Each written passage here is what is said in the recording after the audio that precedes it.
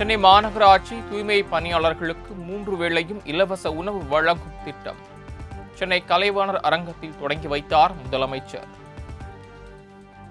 கொண்டு செல்லும் வாகனங்களை கொடியசைத்து துவக்கி வைக்குமாறு அன்புடன் கேட்டுக்கொள்கிறோம்.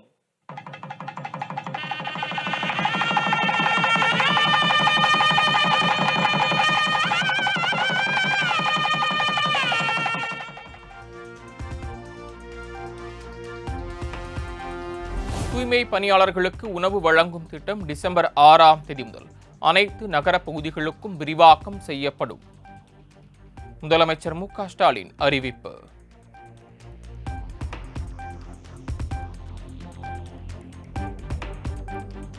சென்னையில் 200 வார்டுகளில் தூய்மை பணியாளர்களுக்கு கழிப்பறைகளுடன் கூடிய ஓய்வறைகள் அமைக்கப்படும். சென்னை கலைவாணர் அரங்கில் நடைபெற்ற நிகழ்ச்சியில் முதலமைச்சர் மு.க. ஸ்டாலின் அறிவிப்பு.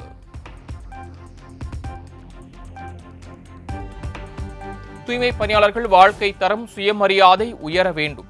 வெயில் மழை என எந்த பேரிடர் வந்தாலும் தூய்மை பணியாளர்கள் பணி முக்கியமானது எனவும் முதலமைச்சர் மு.க. ஸ்டாலின் பேச்சு. பீகாரில் ஏற்பட்டுள்ள படுதோல்விக்கான காரணங்கள் குறித்து டெல்லியில் ராகுல் காந்தி அவசர ஆலோசனை.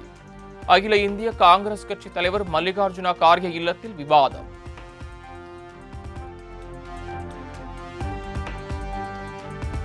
பீகார் தேர்தல் முடிவுகள் அனைவருக்குமான பாடம் என முதலமைச்சர் மு.க. ஸ்டாலின் கருத்து. பீகார் தேர்தலில் வெற்றி பெற்ற நிதிஷ்குமாருக்கும் தேர்தலுக்காக கடுமையாக உழைத்த தேஜஸ்விக்கும் வாழ்த்துகள். தேர்தல் ஆணையத்தின் தவறான பொறுப்பேற்ற செயலை பீகார் தேர்தல் முடிவு வெளிப்படுத்துவதாக முதலமைச்சர் மு.க. ஸ்டாலின் சாடல். தேர்தல் ஆணையத்தின் நம்பகத்தன்மை மிகவும் கீழ்நிலைக்கு சென்று விட்டதாகவும் கடும் தாக்கு.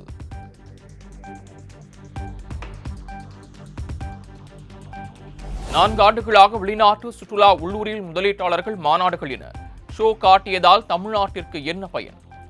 ஷோ ஆஃப் ஆட்சியாளர்கள் நடத்தும் திமுக ஆட்சியில் எப்படி தொழில்கள் தமிழகத்திற்கு வரும் எனவும் எடப்பாடி பழனிசாமி கேள்வி.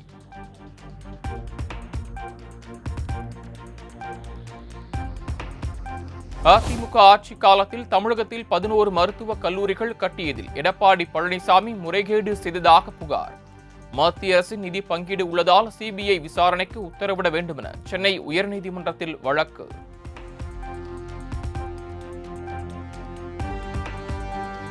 பீகார் தேர்தல் முடிவுகள் தமிழ்நாட்டில் எதிரொலிக்காது என அமமுக பொதுச் செயலாளர் டிடிவி தினகரன் கருத்து. வட மாநிலங்களில் உள்ள கள நிலவரம் வேறு, தமிழகத்தில் உள்ள கள நிலவரம் வேறு எனவும் பேட்டி.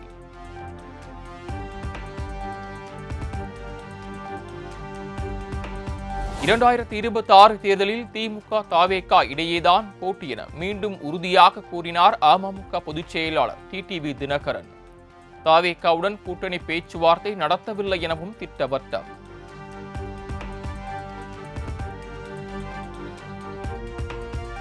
பதிவு செய்யப்பட்ட அரசியல் கட்சியான தாவேகாவை அழைக்காமலேயே தேர்தல் ஆணையம் ஆலோசனை கூட்டங்களை நடத்துவது ஜனநாயகம் ஆகாது. தேர்தல் ஆணையத்திற்கு தமிழக வெற்றிக் கழக தலைவர் விஜய் கடிதம்.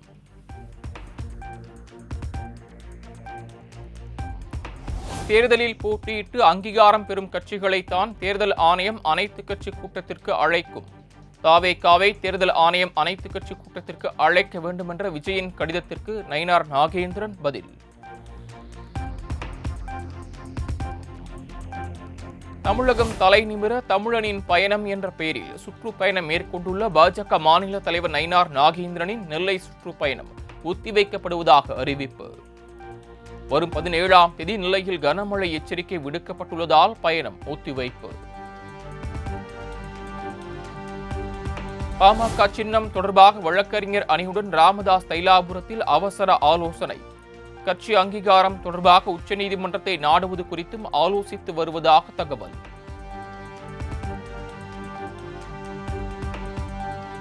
பீகாரில் தேசிய ஜனநாயக கூட்டணியின் வெற்றிக்கு வாக்காளர் பட்டியல் திருத்தம்தான் காரணம் என சீமான் கருத்து. எஸ்ஐஆரை எதிர்ப்பது போல் மறைமுகமாக திமுக ஆதரிப்பதாகவும் குற்றச்சாட்டு.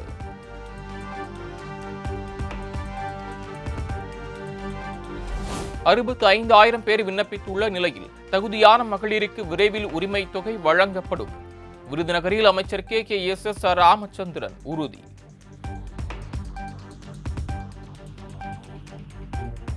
திருப்போரூர் அருகே நேற்று பயிற்சி விமானம் கீழே விழுந்து வெடித்து விபத்துக்குள்ளான சம்பவம். விமானத்தில் உள்ள கருப்பு பெட்டியை கண்டுபிடித்தது விமானப்படை.